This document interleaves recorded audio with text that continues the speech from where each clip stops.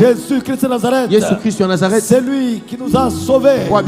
C'est lui qui a payé le prix de nos péchés.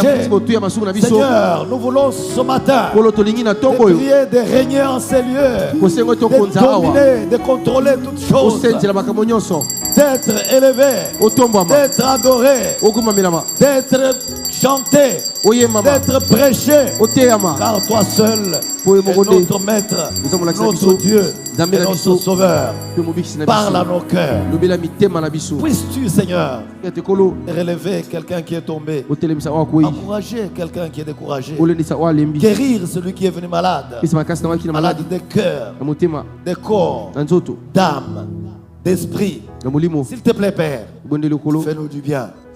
Et sens-toi à l'aise au milieu de nous. Nous voulons t'acclamer encore une fois en disant que tu es notre Seigneur. Sois-nous favorables au nom suprême de Christ Jésus. Et nous disons Amen. Amen. Amen. Que Dieu vous bénisse. Le vous saluer juste le voisin et lui dire une belle parole. Dans le nom précieux de Christ Jésus. Une belle parole au voisin. Dans le nom précieux et glorieux de Christ Jésus. Et que Dieu vous bénisse. Amen. Sentez-vous à l'aise. Alors que nous prenons l'épître de Paul aux Éphésiens.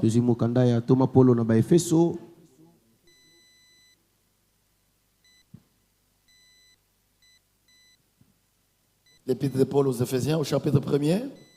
Honorer la parole de Dieu. C'est le plus important. Plus que tout ce que nous avons fait.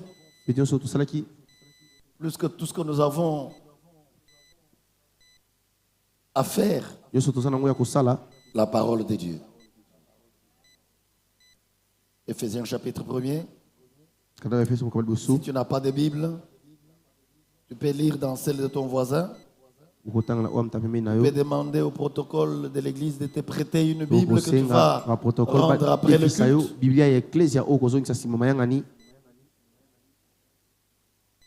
Amen. Nous lisons le verset 16, le verset 17, 18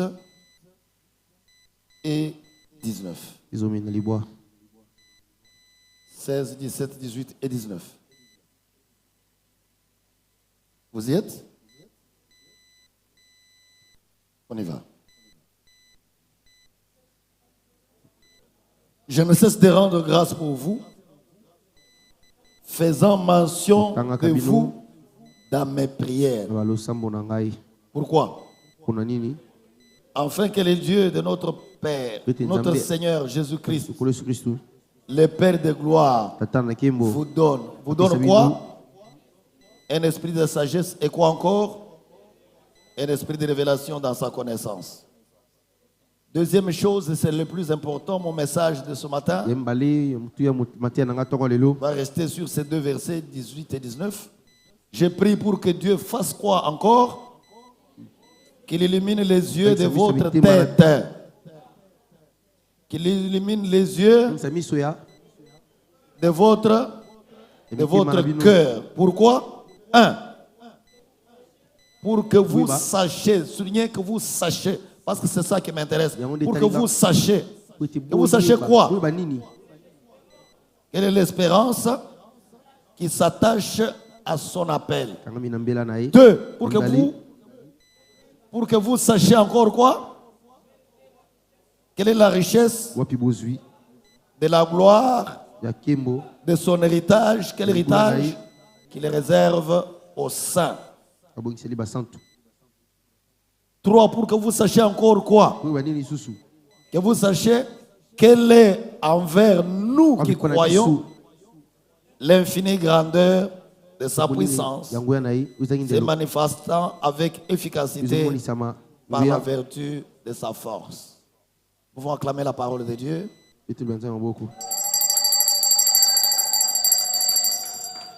Que le Seigneur ajoute foi à la lecture de sa parole.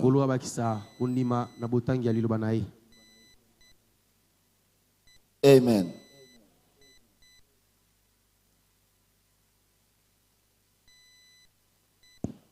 Je suis heureux ce matin de revenir encore une fois dans ce passage avec vous.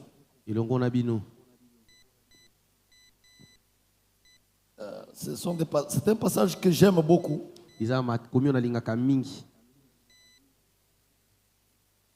Beaucoup. Nous pouvons y rester pendant des mois et des mois. Parce que j'estime que si aujourd'hui l'Église est perturbée, que beaucoup de gens font des tours dans les églises,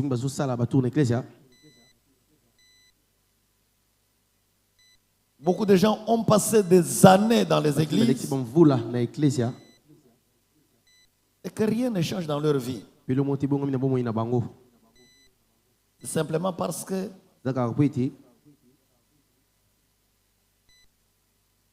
les prédicateurs de ces jours ne font pas ce genre de prières et n'étudient pas et n'enseignent pas ce genre de prières. Nous sommes restés dans ce passage pendant très longtemps. On a commencé par le verset 15 où l'apôtre Paul dit: j'ai entendu parler de votre foi et de la charité que vous avez à l'égard des frères. Je ne sais pas si là où vous êtes assis, vous pouvez dire que même dans votre propre famille, on a déjà entendu parler de votre foi. Amen. Dans le quartier où vous vivez, quelqu'un a déjà entendu parler de votre foi. Là où vous travaillez. Amen. Parce que la foi des Éphésiens, là où était l'apôtre Paul, il a entendu parler de cette foi-là.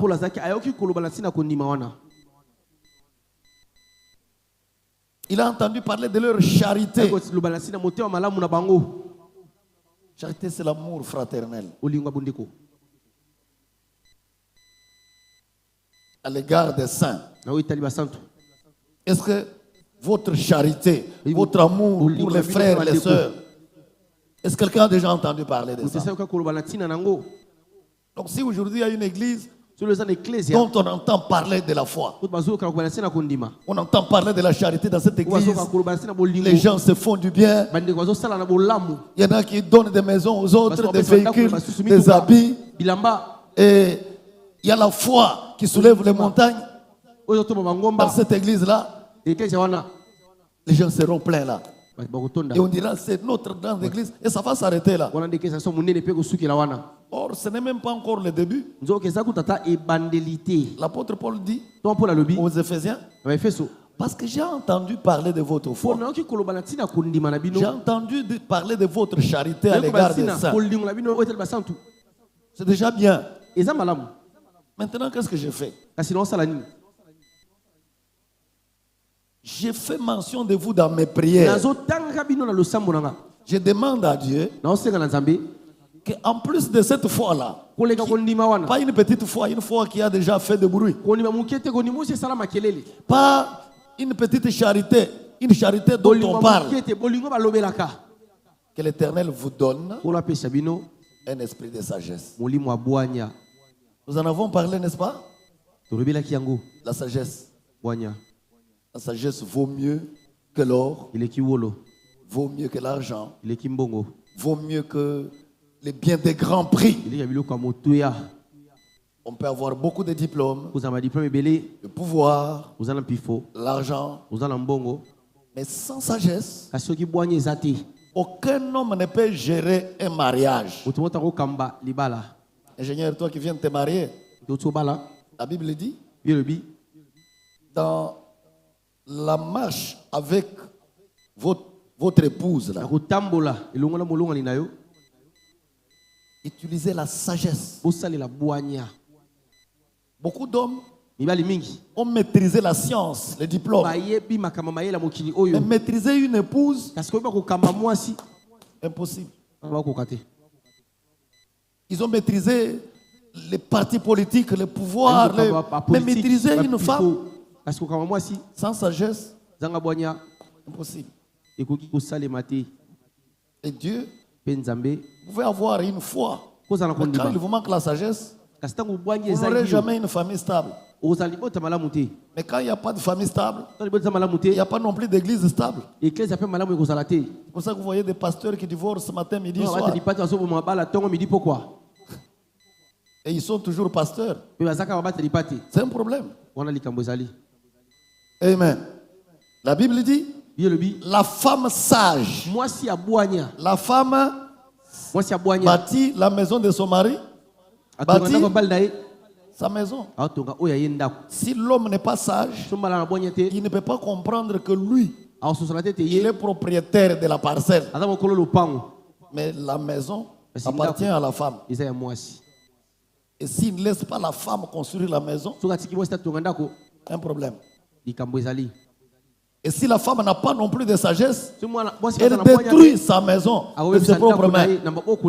Alors les gens vont à l'église, ils ont la foi, ils ont la charité, mais s'ils n'ont pas reçu l'esprit de sagesse, c'est une église désordre. Ce n'est pas différent des associations, des ristournes. Donc les gens s'assemblent, mais Dieu n'a rien à voir là-dedans. Et ils peuvent construire, mais sans sagesse, on ne maintient rien. Il y a des héritiers qui ont hérité de grands biens. Et parce qu'ils ont manqué la sagesse, ils ont tout perdu. Il y a des gens qui ont raté de grandes opportunités parce qu'ils ont manqué la sagesse. Tu peux avoir aujourd'hui un peu de moyens, tu peux avoir un rang. Tu viens à l'église, tu es toujours gonflé. Tu es toujours. Mais tu ne sais pas que la personne qui est assise à tes côtés, que tu méprises. Quand on dit saluer les voisins, tu ne sais pas que le lendemain là, si Dieu t'a placé à côté de cette personne-là, Dieu a prévu quelque chose de merveilleux dans 10 ans. Amen. Parce que la personne qui est à ton côté, tu la vois. Peut-être aujourd'hui, tu peux te moquer d'elle. Mais tu ne sais pas dans 10 ans, dans 20 ans, elle sera quoi? Elle sera qui? Alors si tu n'as pas de sagesse, tu te vois maintenant. Et le jour où cette personne-là est montée, c'est en retard que tu vas comprendre pourquoi le Seigneur t'avait mis à côté de la personne. Parce qu'il t'a manqué de sagesse. Je peux multiplier les exemples. Alors, si on prie que Dieu vous donne l'esprit de la sagesse, il y a beaucoup de choses. Nous en avons parlé, reparlé et parlé. Quelqu'un me dit Amen? Amen. Dis à ton voisin, soyons sages. Non, dis à ton voisin, salut, il est bien. Nous sommes en famille. Tu le regardes, tu lui dis, frère, sœur, soyons sages. J'espère que tu es sage. Amen. Mais l'apôtre Paul n'a pas fini là. Il dit, vous pouvez être sage, mais si vous ne connaissez pas Dieu, ça va être un problème. Il dit que Dieu vous donne l'esprit de la révélation dans sa connaissance. Je vous ai montré que l'on peut servir Dieu sans le connaître. Nous avons parlé avec Samuel. 1 Samuel chapitre 3. Samuel était au service de l'Éternel, mais il ne connaissait pas l'Éternel. Et quand l'Éternel est venu, il appelle Samuel. Samuel se lève, il va vers Élie. Appelle Samuel, Samuel va vers Élie.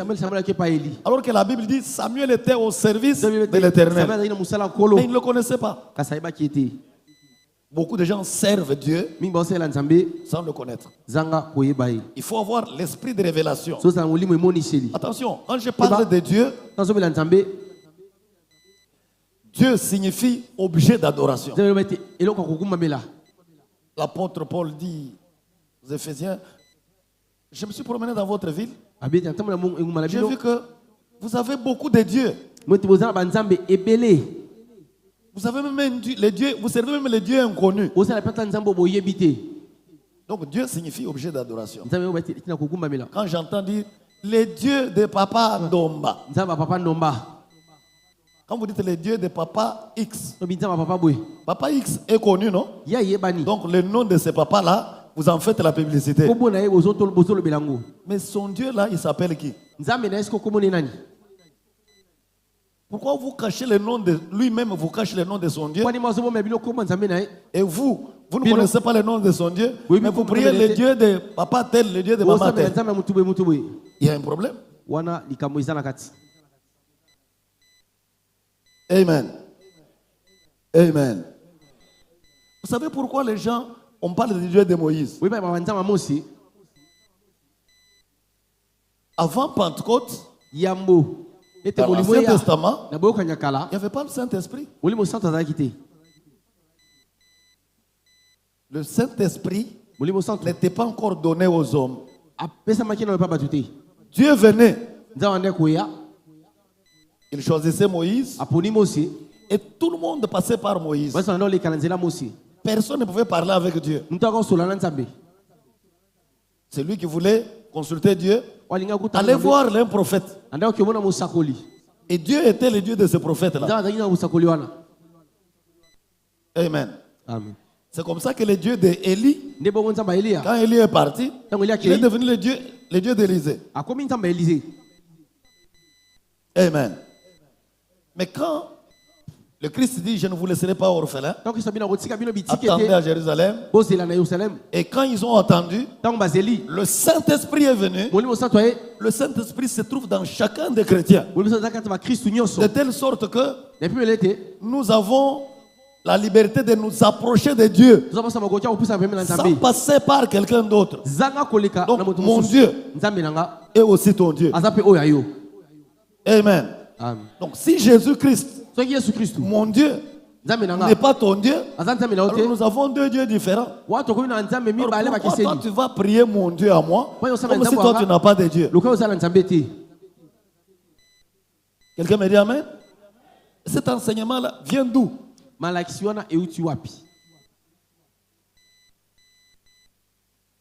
Amen. Donc beaucoup de gens vont dans les églises, mais ils ne connaissent pas Dieu. Le Dieu dont je parle, c'est l'Éternel. Éternel, ça veut dire quoi? Ça veut dire qu'il n'a pas de commencement, qu'il n'a pas de fin, qui est le même hier, aujourd'hui, jusqu'à l'éternité. Il est toujours ce Dieu-là.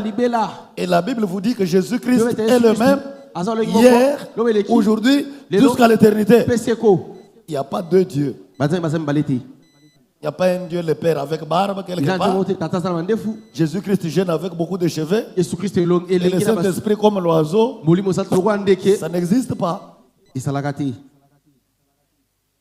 Beaucoup de gens ne connaissent pas Dieu. Donc quand il dit Dieu, je ne sais pas ce que vous vous imaginez quand vous parlez de Dieu. Amen. Vous parlez, mon Dieu, mon Dieu. Alors d'autres, mon Dieu, ils croient que Dieu se trouve dans... Bon, ceux qui prennent les avions là, quand vous allez, Dieu se trouve où? Amen. C'est notre sujet permanent. On va y revenir dans la prière pour quand vous sachiez. Quand vous priez Dieu, ce Dieu-là, il est où? C'est quel Dieu? Amen. Amen. Et mon problème ce jour ici, c'est la deuxième partie de la prière de l'apôtre Paul. Il dit, je prie pour vous, pour que Dieu ouvre les yeux de votre cœur. Ce n'est pas les yeux de votre tête. Pas ces yeux ici. Non. Les yeux de votre... C'est ce qui est écrit dans votre Bible, n'est-ce pas? Donc ça veut dire qu'au cœur ici, il y a les yeux.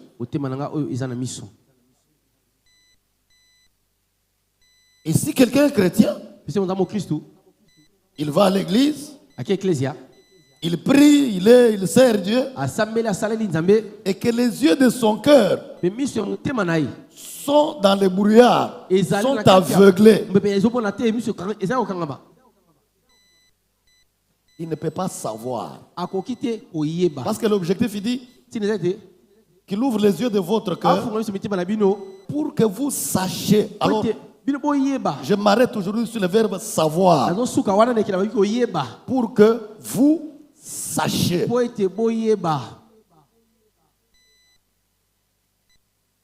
Quelqu'un m'a dit amen? Pour que vous sachiez. Donc, c'est-à-dire, si les yeux de votre cœur ne sont pas ouverts, vous ne pouvez pas savoir. Amen. Et ici, il y a trois choses. Nous avons déjà abordé. Je reviens pour que chacun, ceux qui ont oublié, recomprennent parce que j'ai un objectif. Amen. Amen. Pour que vous sachiez,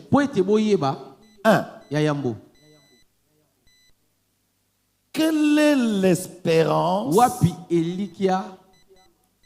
qui s'attache à son appel? On en a déjà parlé un peu de l'appel. Attention, venir à l'église, c'est différent d'être appelé de Dieu. Être serviteur de Dieu, c'est différent. Je vous ai parlé ici de Samuel qui servait Dieu, mais que Dieu n'avait jamais appelé. Amen. Amen.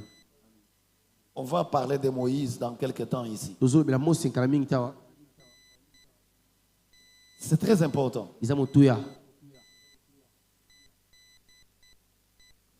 Beaucoup de gens sont appelés par Dieu. Dieu appelle de plusieurs manières.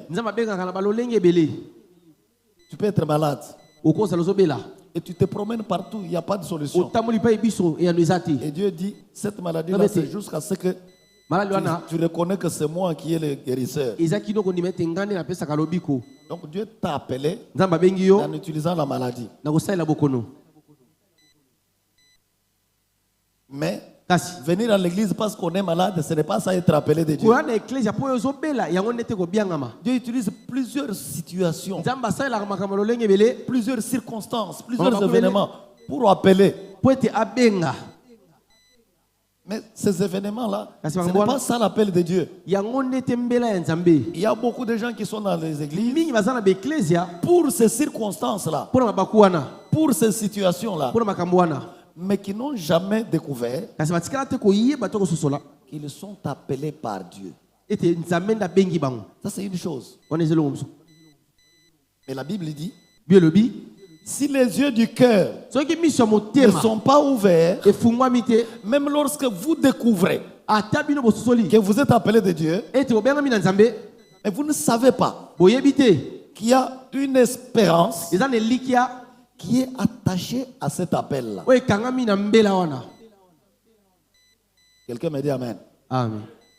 Donc quelqu'un qui est appelé, allez, je vous appelle à l'église. Je dis, vous venez après culte, je vais distribuer des voitures. Les gens viennent voir l'église là.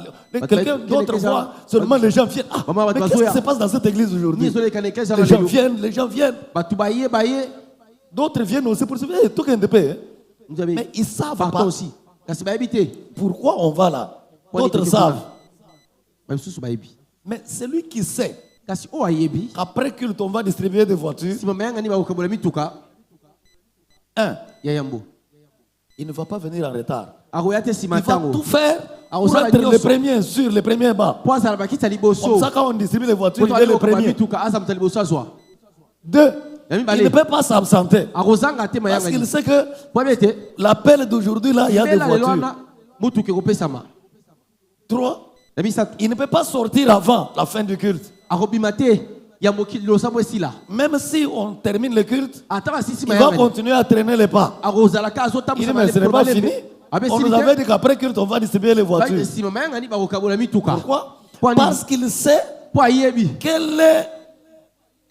qu'est-ce qu'il espère qui est attaché à cet appel-là. Est-ce que quelqu'un me comprend bien? Alors, il y a des gens qui vont à l'église parce que les yeux du cœur sont fermés. Ils ne savent pas quelle est l'espérance qui est attachée à l'appel de Dieu. L'appel de Dieu n'a jamais été gratuit. Donc, Dieu ne vous appelle pas, je vais venez, non. Il y a une espérance. Je ne parle pas d'un espoir. Je parle d'une espérance. Amen. Qui est attachée à son appel. Alors, l'attitude de chaque chrétien. Moi, quand je regarde un frère et une soeur, je suis chrétien, je regarde. Je dis celui-ci là, il n'a encore rien compris de son appel. Parce qu'il y a des gens, quand ils viennent à l'église, ils pensent qu'ils sont appelés par les pasteurs. Ils sont appelés par les frères et sœurs. Ils vivent dans l'hypocrisie. Et quand il vient à l'église, il croit qu'il vient pour le pasteur. Il vient pour la chorale. Donc il ne connaît pas. Donc quand les yeux... Alors, les yeux du cœur, ce n'est pas un pasteur qui ouvre les yeux du cœur. Ce n'est pas un apôtre, un prophète. C'est pour ça que l'apôtre Paul, il dit, je prie que l'Éternel Dieu ouvre les yeux de votre cœur pour que vous sachiez quelle est l'espérance qui est attachée à son appel. Quelqu'un me dit amen? Amen. Demande à ton voisin. Est-ce que toi tu sais que tu es appelé de Dieu? Aidez-moi à demander au voisin. Pardon. Ne dormez pas. Même si le voisin est orgueilleux. Parce qu'il y a l'orgueil quand tu le regardes. Même s'il est orgueilleux. Salut, demande-lui. Est-ce que toi tu sais que tu es appelé ou pas par Dieu? Demande au voisin, à la voisine. Même si c'est ta femme, c'est ton mari. Ici, nous ne sommes pas à la maison, nous sommes à l'église. Demande-lui. Tu as demandé? Est-ce qu'il sait qu'il est appelé par Dieu? Maintenant, demande-lui. Est-ce que tu sais quelle est l'espérance qui est attachée à cet appel-là? Pourquoi Dieu t'a appelé? Parce que si tu ne sais pas pourquoi Dieu t'a appelé,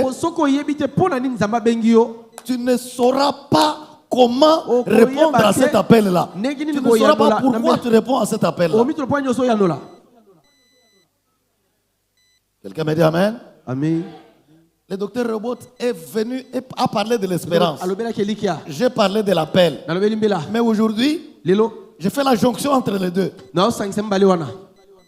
Si les yeux de ton cœur ne sont pas illuminés, tu ne peux pas savoir quelle est l'espérance qui est attachée à l'appel que Dieu t'a adressé. Est-ce que quelqu'un qui a compris peut me dire un grand amen? Un vrai amen. Amen à solo. Alors, tu peux faire de cela l'objet de tes recherches dans la Bible, l'objet de tes prières, Seigneur, tu m'as appelé. Mais aide-moi à découvrir pourquoi tu m'as appelé. Et à la fin, j'espère quoi de cet appel? Alors, si les yeux de ton cœur sont illuminés et que tu connais ça, tu sauras comment gérer ton appel. Tu peux être à Kinshasa, tu peux être à Paris, tu peux être au village, tu peux être dans ta maison. Donc, tu n'oublieras jamais que tu es appelé par Dieu. C'est différent des gens qui vont à l'église. C'est différent des gens qui sont invités à l'église et des gens qui sont dans les affaires de Dieu par erreur, par fraude. C'est comme ça que vous voyez quelqu'un d'autre. Il est serviteur de Dieu. Il a la Bible au-dessus. Mais en dessous là, il va chercher des fétiches. Il prend les chèvres, il plante ici. Je vais avoir beaucoup de fidèles. Il est pasteur le matin, la nuit, il est chez le fétichiste de Kinshasa là, pour apprendre comment faire tomber les gens. Il est pasteur, mais il a une bague comme ça. Il est pasteur, il a une chaînette en dessous là. Ou un fil là. Ou une casserole. C'est simplement parce que lui là, c'est un aveugle. Ce n'est pas aveugle de ses yeux ici. Les yeux de son cœur sont aveuglés. Il ne sait pas qu'il a été appelé par Dieu. Et s'il a été appelé par Dieu, il n'a pas découvert quelle est l'espérance qui est attachée à cet appel-là. Alors, bon, il fait ce qu'il fait comme un aveugle. Or, la Bible dit, si un aveugle conduit un autre aveugle, tous deux vont finir où?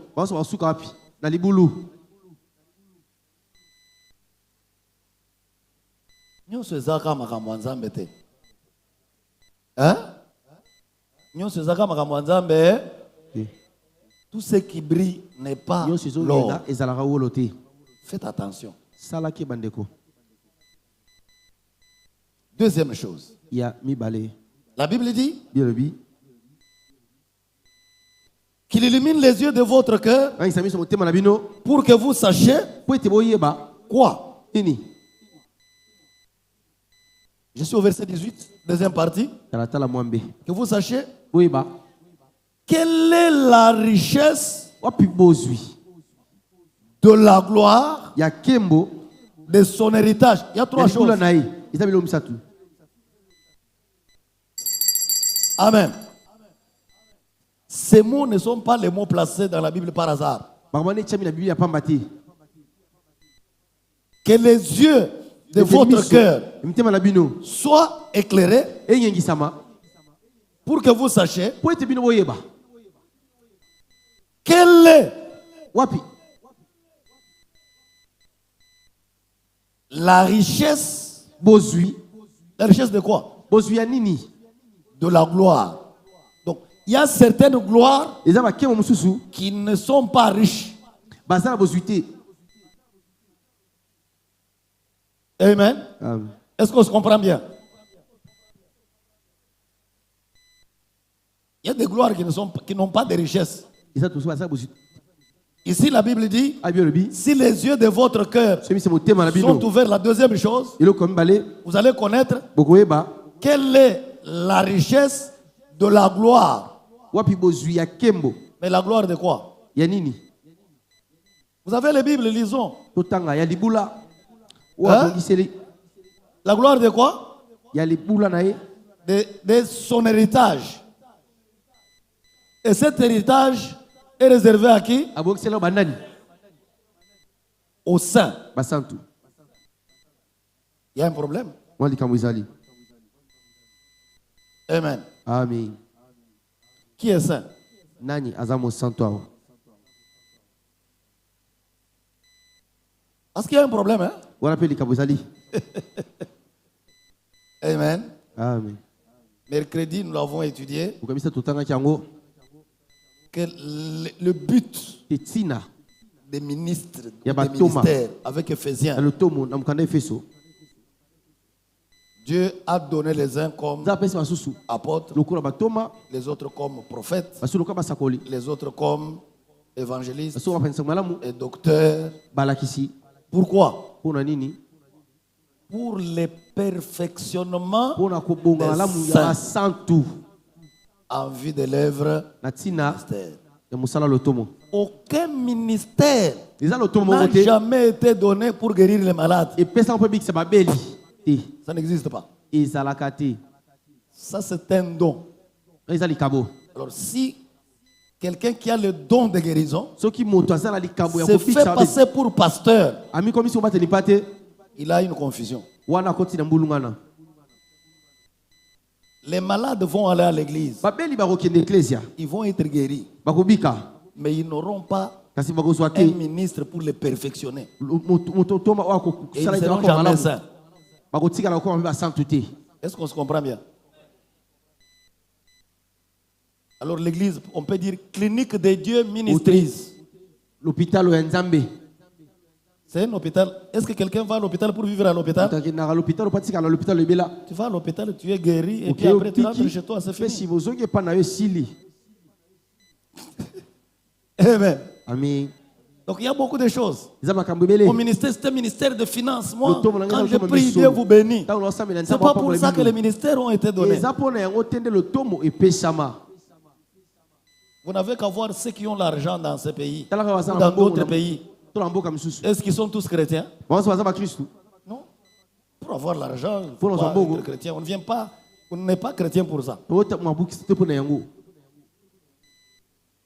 La Bible dit, si c'est pour le bien de ce monde que nous croyons en Christ, alors nous sommes... Non, ce n'est pas les plus malheureux seulement. Les plus malheureux... Les plus malheureux de tous les hommes. Donc c'est lui qui vient à l'église pour chercher les biens matériels, pour chercher les positionnements matériels. Il n'a rien compris. La Bible dit, ne vous inquiétez et ne dites pas que mangerons-nous, que boirons-nous, de quoi serons-nous. La Bible dit quoi? Cherchez premièrement quoi? Le royaume et la justice. Premièrement. Et quand vous aurez cherché ça, toutes ces autres choses-là, ce sont des matabis. Or, il y a des églises où on met devant les matabis.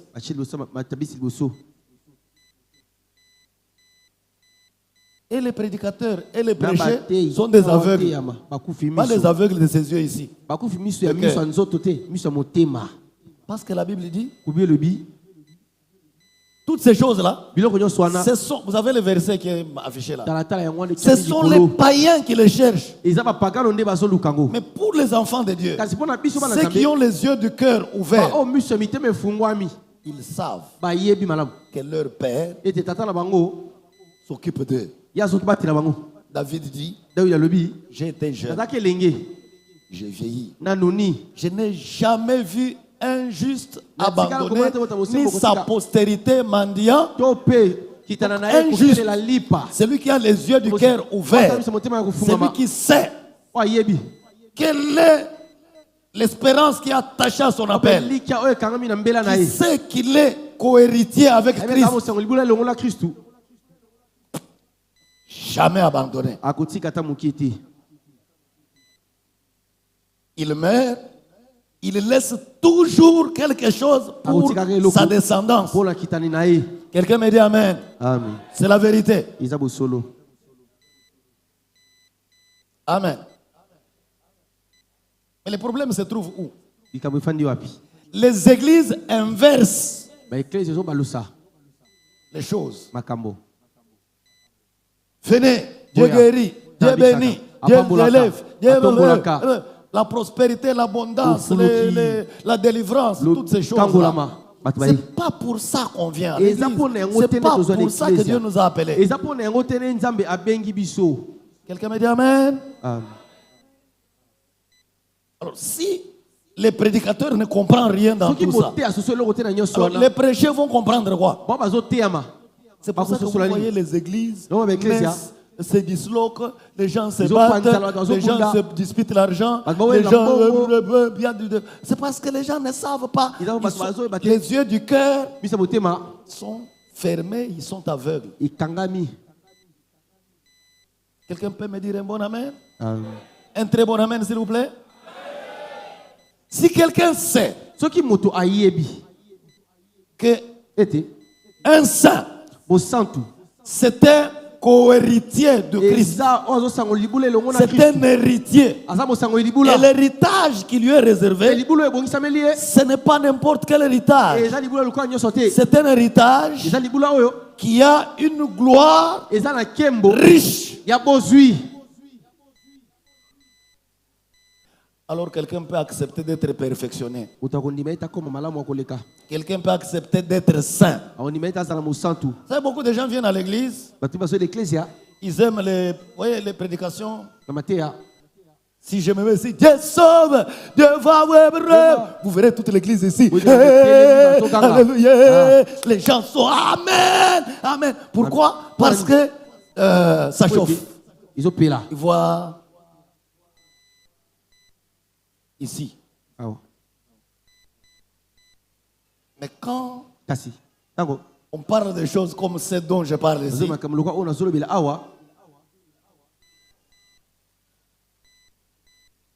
l'église est calme. C'est quoi ça encore? Ce sont les enseignements de condamnation.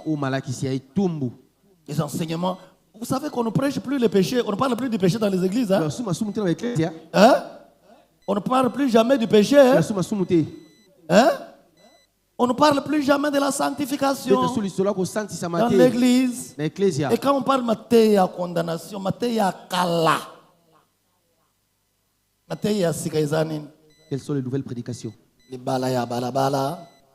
Mariage. Avoir des maisons, avoir des véhicules, des habits. Or.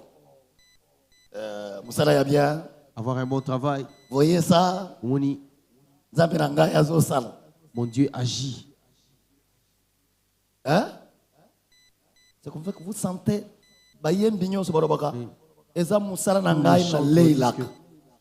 C'est là que je mange.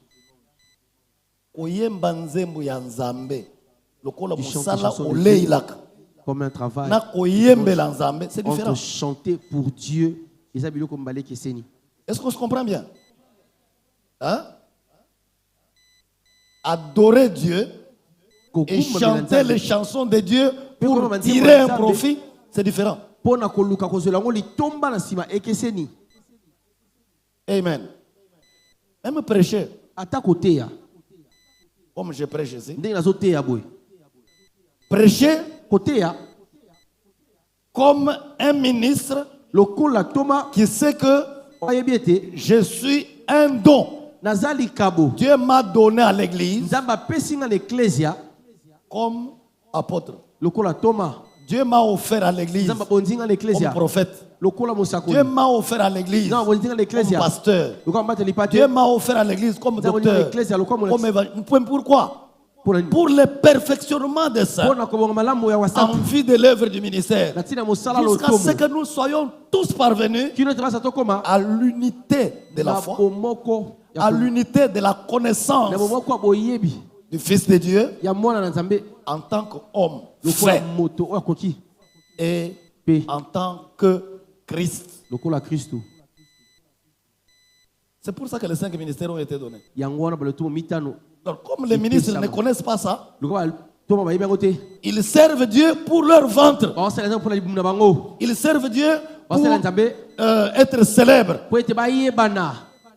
Et c'est comme ça qu'ils s'entre-empoisonnent. C'est comme ça qu'ils se battent, ils se disloquent. Il y a beaucoup de choses. Et ils ne peuvent pas enseigner à l'église les choses de ces gens. Quelqu'un me dit amen? Amen. Mais comment tu peux te sanctifier si tu ne sais pas quel est l'héritage qui est réservé aux saints?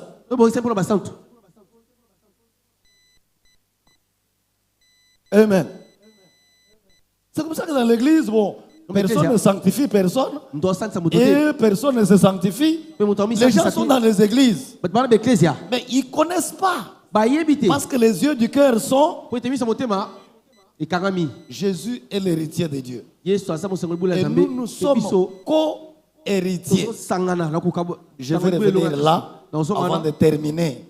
Je vais revenir sur héritier. Dis à ton voisin, si tu es saint, tu es héritier.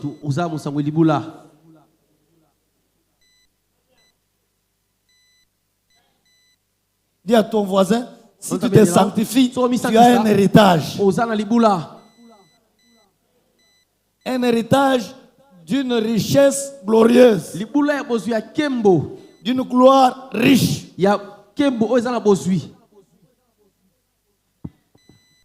Quelqu'un peut me donner un très bon amen? Non, un amen qui parle. Un amen des saints. Amen yabasantu. Frère, Ndeko,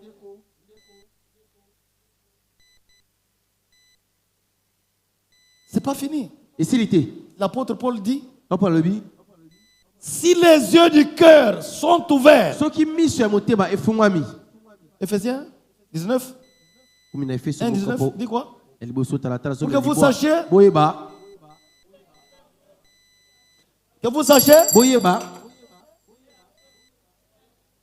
Quel est envers qui? Non, dis envers nous, envers moi. Envers moi qui? Qui croit. Quoi? Hein?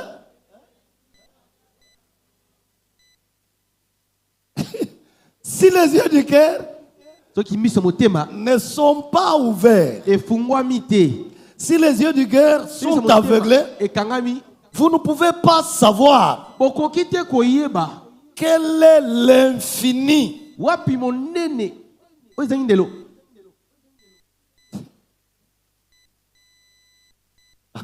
Amen.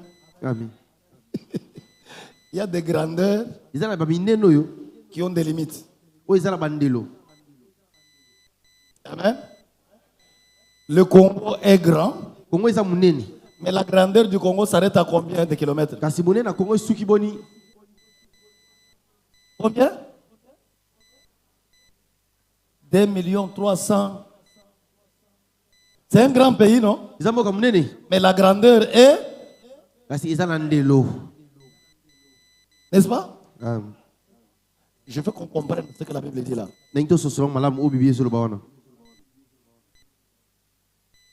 Si les yeux du cœur, j'insiste, s'il vous plaît, ne dormez pas, faites attention là, faites attention. Faites très attention là. Parce que ça te concerne toi personnellement. Tu es chrétien, je ne sais pas depuis combien d'années. Ça, tu n'as jamais découvert. Et même quand je parle là, peut-être que tu ne vas pas découvrir. Je prie. En cet instant, l'Éternel Dieu ouvre les yeux de ton cœur. Pour que tu saches quelle est la grandeur, l'infinie grandeur.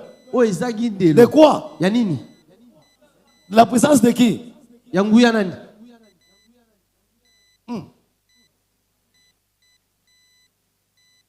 Attention.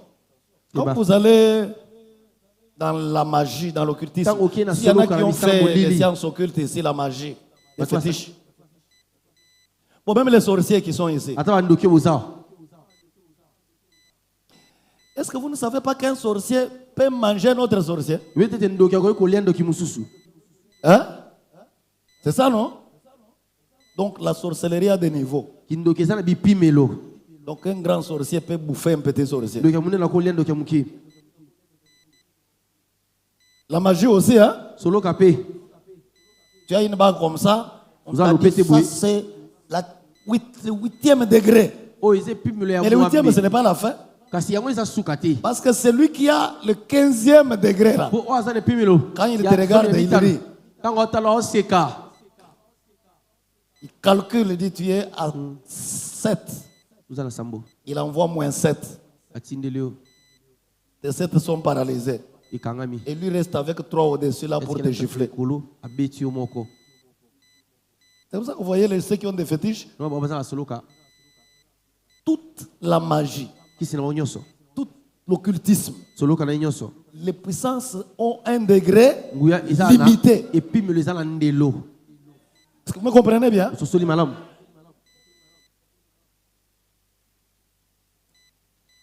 Si les yeux de votre cœur sont éclairés par Dieu et que tu découvres quelle est l'infinie grandeur de sa puissance et qu'est-ce qu'il fait de sa puissance?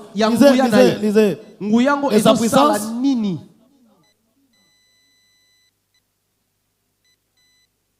qui se manifeste avec efficacité par la vertu.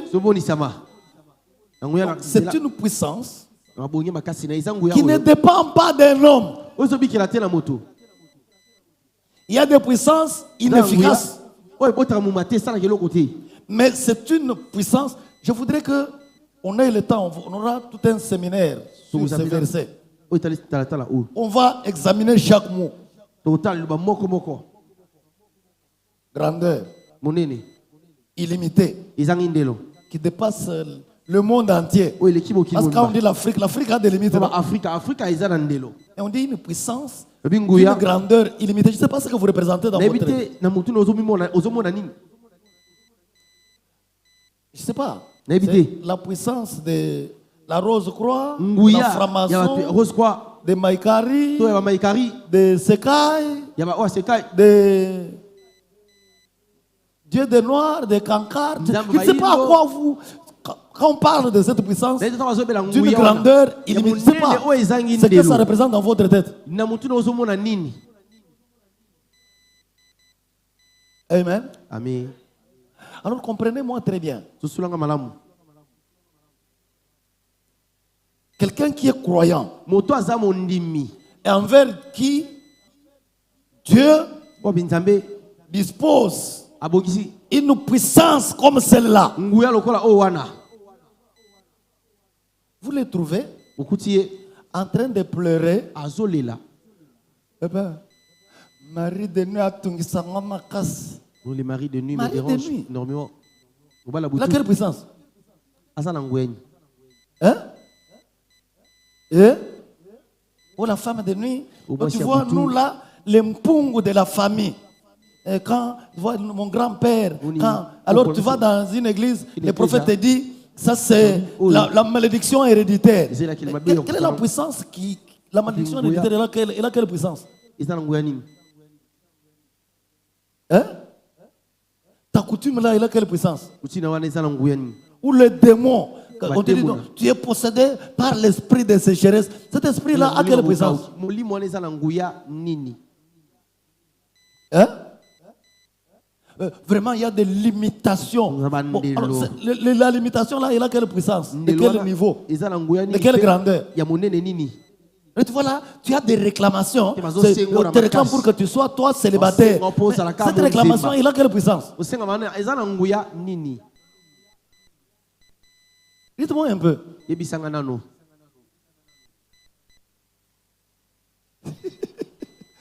Quelqu'un veut dire amen? Donc, beaucoup de gens vont à l'église. Ils ne connaissent pas. Alors, ils se disent, ils sont chrétiens.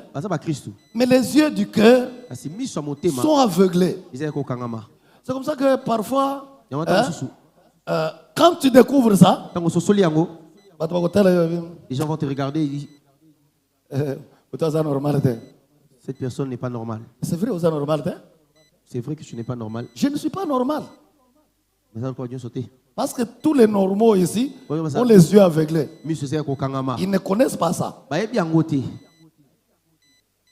Donc tant que toi là, les sorciers de ta famille, les occultistes avec qui tu travailles,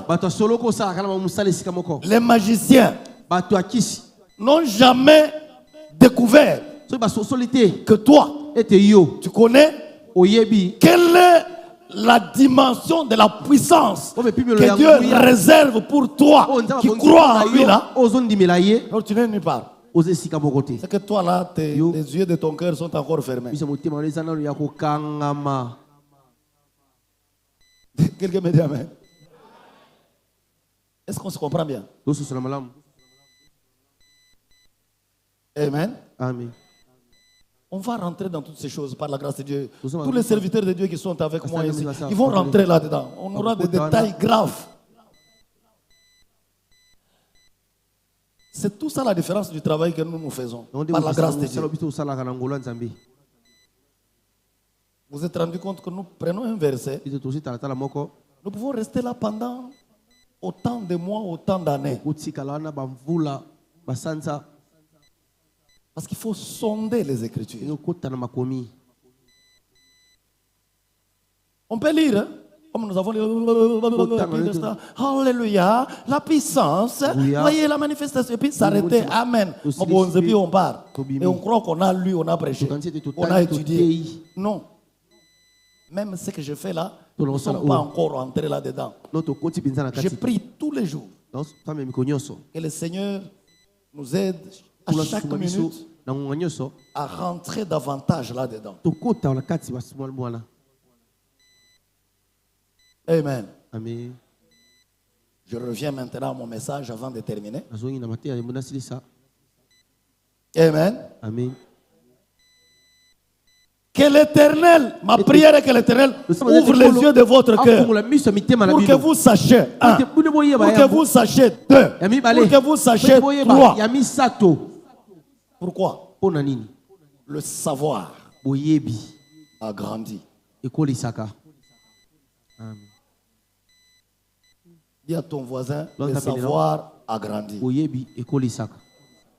Le savoir donne la maturité.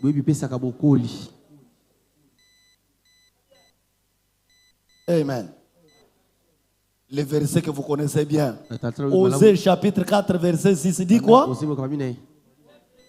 Mon peuple. Dieu dit quoi? Est-ce que c'est le peuple de Satan? Le peuple de qui? Dieu, le Dieu là, c'est lui qui ouvre les yeux là. Il dit mon peuple est détruit. Pourquoi? Parce qu'il lui manque ce savoir. Parce que les yeux du cœur de mon peuple sont fermés, sont aveuglés. Vous pouvez être le peuple de Dieu. Et les démons, les sorciers, les petites histoires vont jouer avec vous. Parce que les yeux du cœur ne sont pas illuminés. Vous ne connaissez pas. Quelqu'un me dit amen. Un bon amen s'il vous plaît. C'est pour ça que je parle de la maturité.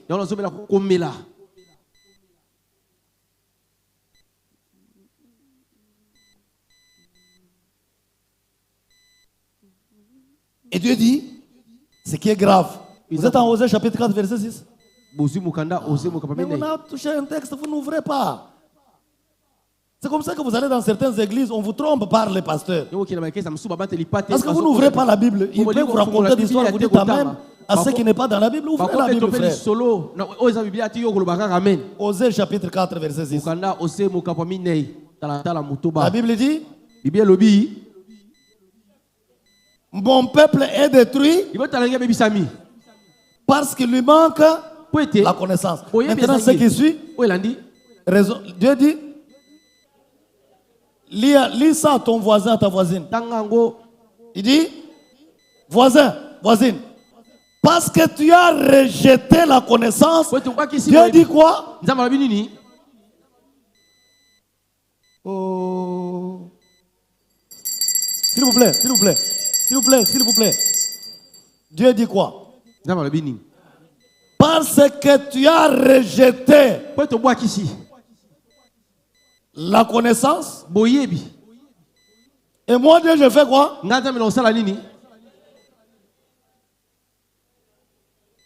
Est-ce que vous avez compris ça? Est-ce que vous avez compris ça? Il y a des gens qui viennent à l'église. On chante la musique. Il est dans un concert. Il y a un concert. Cette église, on chante bien. Hein? Il y a des choristes, quand des orchestres, ils viennent au concert.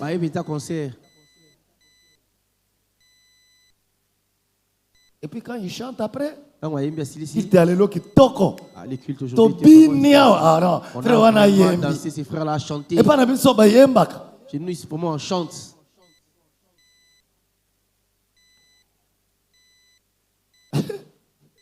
Amen. Amen. Quelqu'un me dit un bon amen. Tu peux chanter. Les yeux de ton cœur seront toujours. Tu n'auras pas la connaissance. Il y a des églises où quand on arrive comme ça, Jésus-Christ est le même hier, aujourd'hui et éternellement. Alléluia. Jésus, il a opéré les miracles. Les mêmes hier. Aujourd'hui, maintenant, on va voir. Rien. Tu vois tout ce côté-là. Tout ça, il tombe. Alors, là, après, ils partent. Ils vont connaître quoi? Hein? Viens ici, maman, viens ici. Je vois dans mon esprit, ton père s'appelle Pitotico. Pitotico, c'est ton père. Tu es né le 23 avril 1900. Ouais, papa! Oui. Et puis tout le monde là. Tu as mangé les pions d'hier. Et la CTD est trouée. Ouais, papa, la CTD est trouée. Et puis finalement, et puis à la fin. Et puis à la fin. Le théâtre du Saint-Esprit. Et le Saint-Esprit est un acteur de théâtre. Maman, viens ici. Tu as un esprit de célibat. Donnez-lui le micro. C'est moi sa tante. J'ai gardé le mariage. Il a gardé le mariage. Tu as gardé le mariage pourquoi? Papa n'a besoin de bakanaba démon. Et puis après? Vous avec les démons. Nassima.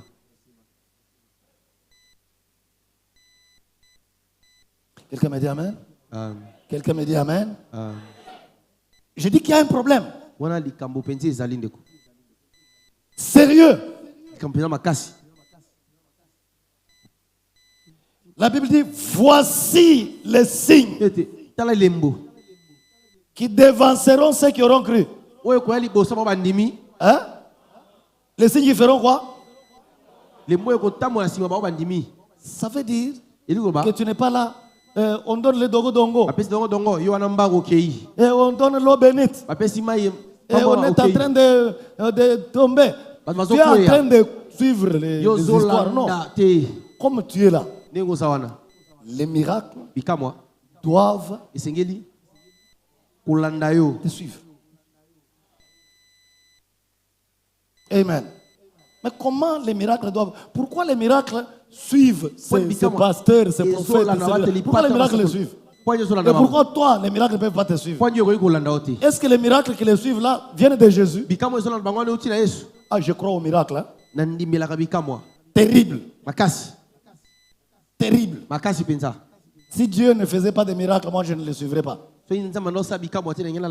Ah oui, parce que ce serait un Dieu qui a une puissance limitée. Mais comme la puissance de Dieu est illimitée, terrible. Je suis un miracle. Je suis le fruit des miracles. Amen. Ah oui, oui. Contester les miracles, ce n'est pas chrétien. Mais tous les miracles ne viennent pas de Dieu. Amen. Si les yeux de ton cœur sont ouverts, tu peux regarder, écouter. Et ok, merci. Au revoir, je ne viendrai pas. Parce que j'ai découvert que ces gens s'amusent. Ce type-là, il est allé à Kimbanseke, il a pris une casserole, il a enterré ici, et tout ce qu'il opère, c'est dans la casserole. C'est un fraudeur. Mais si les yeux du cœur sont fermés,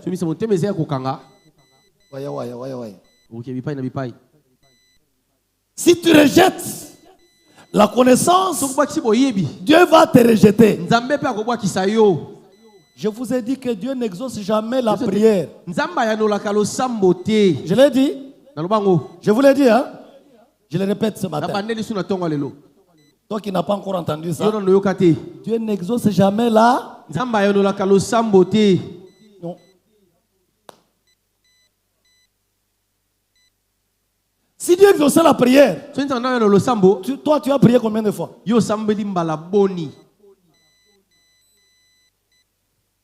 Amen. Dieu exauce la foi. Amen. Si les yeux de ton cœur sont ouverts et que tu connais que Dieu a une puissance, une grandeur illimitée pour toi,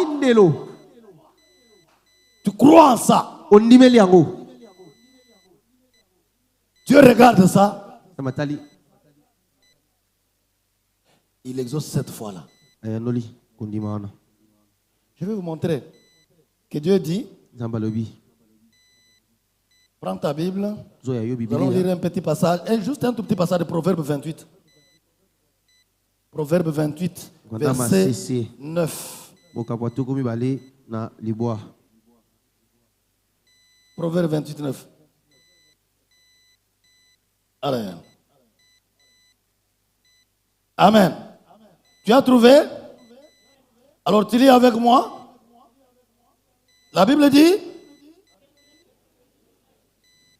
S'il vous plaît, allez-y. Si quelqu'un détourne l'oreille pour ne pas écouter la loi, sa prière même est une. Pourquoi? La foi vient de ce qu'on entend. Et ce qu'on entend doit être la parole de Christ. La parole de Christ te révèle ce matin que la puissance d'une grandeur illimitée, la puissance de Dieu d'une grandeur illimitée est disposée pour toi. Maintenant, si tu comprends ça, si les yeux de ton cœur sont ouverts et que tu reçois, tu as la foi dans cette parole, devant n'importe quelle situation que tu as là. Moi, je n'ai pas besoin de connaître ta situation. Je n'ai pas besoin de réciter ta situation. Tu n'as pas dormi. Tu n'as pas de travail. Non. Quelle que soit la situation, quelle que soit la maladie, quel que soit le problème, devant cette situation-là, toi, tu dis, moi je crois. Et parce que je crois, il y a une puissance là de Dieu qui est illimitée, qui va écraser tous ceux qui m'oppriment ici. Tu crois à ça? Dieu voit ça. Et quand tu élèves la parole, Dieu exauce ta foi. Amen. Mais si pendant qu'on enseigne, tu rejettes cette connaissance, tu n'écoutes pas la parole, lorsque tu vas élever les mains, Dieu dit que ta prière sera une. La prière de beaucoup de gens sont des abominations. Fais. Ça te brûle toi-même. Parce que tu as rejeté la connaissance, Dieu te rejette aussi. Quelqu'un me dit Amen? Amen. Comment on peut faire 10 ans dans l'église, on ne connaît aucun verset, on ne maîtrise aucun sujet dans la Bible? Tu es toujours derrière papa. Un petit démon. Même voisin, il y a Kamwando qui a mouké. A quoi il y a batole na yona butu tu. Yo wana téléphone. Allô, papa, Mutranzambe quoi? Homme de Dieu. Mutranzambe nini? Nyao allez les pas na yona butu te. Le chat ne peut pas miauler chez toi la nuit.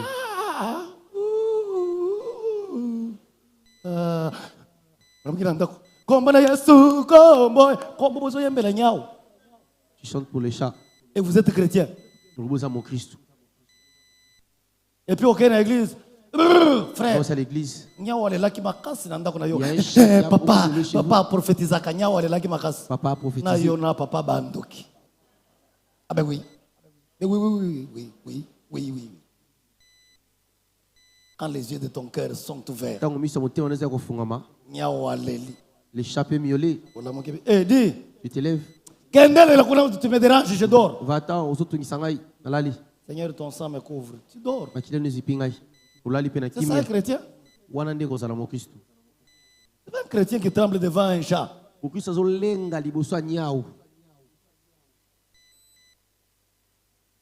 Beaucoup. Allié dollar na yo parce que tango doza ko compter yango zaki na mafuta ya piodi na maboko. Tu avais l'huile de poisson. Pourquoi la mafuta en piodi? Pourquoi allié mafuta azolo ka dollar te azolo ka mafuta en piodi zaki na maboko na yo? Il cherchait l'huile. Il était comme ba démon ya village nyonso balanda ka mbongo na yo. Les démons du village suivent mon argent. Vous êtes comment? Osokoli chaussette te. Tu ne laves pas tes chaussettes. Ça sent mauvais. Pourquoi aluki yango abendi yango kenango akeko chabana na yena kati ya mais c'est petit dans la souris. Ola mkina tongo bitumba na ndako. Ba chaussette na ngai. Yo mwasi ozandoki. Cette femme tu es sorcière. Papa, oza chrétien pe, osambela ka pe. Tu es chrétien puis tu y a un problème. On a les kamboezali makasi. Quelqu'un veut dire Amen. Amen. Qui t'a dit que ta vie se trouve dans les chaussettes? Qui t'a dit ça? Hein? Tu te réveilles le matin, sur la tête de l'enfant, il n'y a pas de cheveux. Il y a 7 jours. On va faire un jeûne de 7 jours. Les démons nous tourmentent à la maison. On ne va pas manger. Vous ne mangez pas. Les cheveux est revenu. La vie de l'enfant se trouve dans les cheveux. Si tu cherches mes cheveux, même à la fin du culte, tu viens, je vais couper une partie, je te donne, tu pars avec. Même les ongles, je vais couper, je te donne, tu pars avec. Ma vie ne se cache pas dans les cheveux. Si vous êtes mort et resté avec Christ, votre vie est cachée dans les lieux célestes entre les mains de Jésus-Christ. Quel est ce sorcier-là qui va monter au ciel et ouvrir les mains de Jésus pour prendre votre vie? Je comprends pas. Les gens ont des Bibles, mais ils mènent une vie moins que les païens. Juste une petite bague là. Toi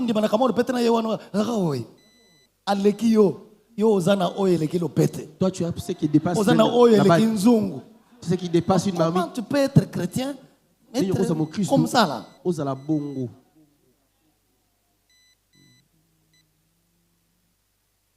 Amen. Amen. J'ai demandé aux frères, si tu t'es déjà promené dans plusieurs églises, les pasteurs ont échoué. Quand tu viens ici, n'ose pas mettre mon nom sur la liste de tes pasteurs qui ont échoué. Amen. Amen. Parce que moi, je n'échoue pas, je ne réussis pas. Je te montre un Dieu. Jésus-Christ de Nazareth. Qui n'a jamais échoué. Qui n'a jamais failli. Qui n'a jamais trahi. Qui est le même hier, aujourd'hui, jusqu'à l'éternité. Amen. Il n'y a aucune situation. Qui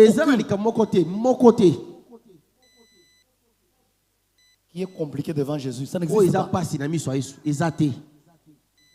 Qui vous a dit qu'un chrétien ne peut pas échouer? Qui vous a dit qu'un chrétien ne peut pas tomber malade?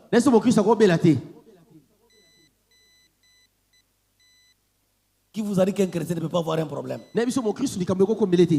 Notre prière matinale, vous savez le psaume combien? 23. 23. Qui connaît ce psaume 23 par cœur? Allons-y un peu. L'Éternel est mon berger. De rien. Ce n'est pas je ne manque de rien. Je ne manquerai. Allons-y. Il me fait reposer dans les verts. Il me dirige. Il restaure. Allons-y. Il me conduit dans les sentiers de la justice. À cause de ça. Maintenant, stop. C'est que nous commençons maintenant. Allons-y. Quand je marche où? Dans la vallée de l'ombre de la mort. Qu'est-ce qui me différencie avec les autres qui marchent avec moi? Moi, je ne crains aucun mal. Pourquoi? L'Éternel est avec moi. Même dans la vallée de l'ombre de la mort, là, l'Éternel est. Si je suis dans le trou, Saoulette, si je m'égare sur le chemin, son bâton, et je déclare, oui, le bonheur et la grâce, tous les jours de ma vie, et moi, j'habiterai dans la maison de l'Éternel jusqu'à la fin de mes jours. Amen. Frère, un chrétien, ce n'est pas un petit problème qui va perturber ma foi. Ce n'est pas une petite situation qui va me troubler. Parce que je sais qui est avec moi. Amen. Bon, parce que les heures nous sont limitées, je vais m'arrêter par là aujourd'hui.